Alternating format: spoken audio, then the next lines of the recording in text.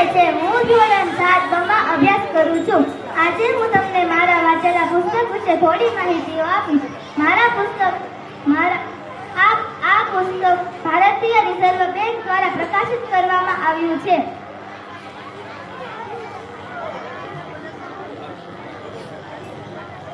એક સુંદર પિકનિક દરમિયાન બાળકો આઈસ્ક્રીમ ખરીદવા જાય છે.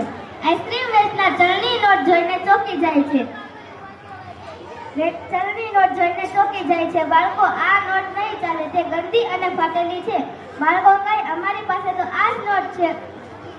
તો તે આઈસ્ક્રીમ વાળાએ કહ્યું, તો મારી આઈસ્ક્રીમ પાછી આપજો. બાળકો નિરાશ થાય છે અને તેમના ફ્રેન્ડ મણિકુમારને બોલાવવાનું નક્કી કરે છે. મણિકુમાર ચમકારા સાથે પ્રગટ થાય છે. તે લોકો તેમને બધી વાત કરે છે. મણિકુમાર આઈસ્ક્રીમ વાળા પાસે જાય છે. આઈસ્ક્રીમ વાળા કહે છે કે મારી પાસે પણ આવી કેટલીક ચલણી નોટ છે જેને કોઈ સ્વીકારતું નથી. તે બધા નજીકની બેંક શાખામાં જાય છે. બેંકના અધિકારીએ કહ્યું, આ એક ક્ષતિગ્રસ્ત નોટ છે જે અમારી નિર્દિષ્ટ શાખામાં જ પારખી શકાશે.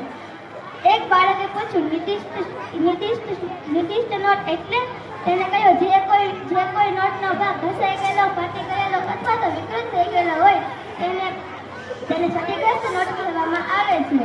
નજીકમાં ઊભેલી એક મહિલા ચલણી નોટમાં કંઈ તપાસી રહી હતી. અમે તેને પૂછ્યું, તે શું કરી રહી છે?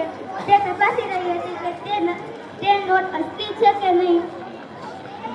ત્યાં ઊભેલા નાના બાળકે કહ્યું, મારા ગલ્લામાં રહેલા 10 અથવા તો 20ના સિક્કા છે જેને તમે ચલણી નોટ અથવા તો સારી નોટમાં બદલાવી શકશો? બેંકના અધિકારીએ કહ્યું, હા, ચોક્કસ. આઈસ્ક્રીમ વાળાએ પણ પોતાના 10 અને 20ના સિક્કાઓને આપી અને તેની બદલેમાં સારી નોટ લીધી. તે લોકોએ કહ્યું, તમે લોકો અમારી વિરુદ્ધ શાખામાંથી ચલણી નોટના બદલે સારી અને સ્વસ્થ નોટ લઈ શકો છો.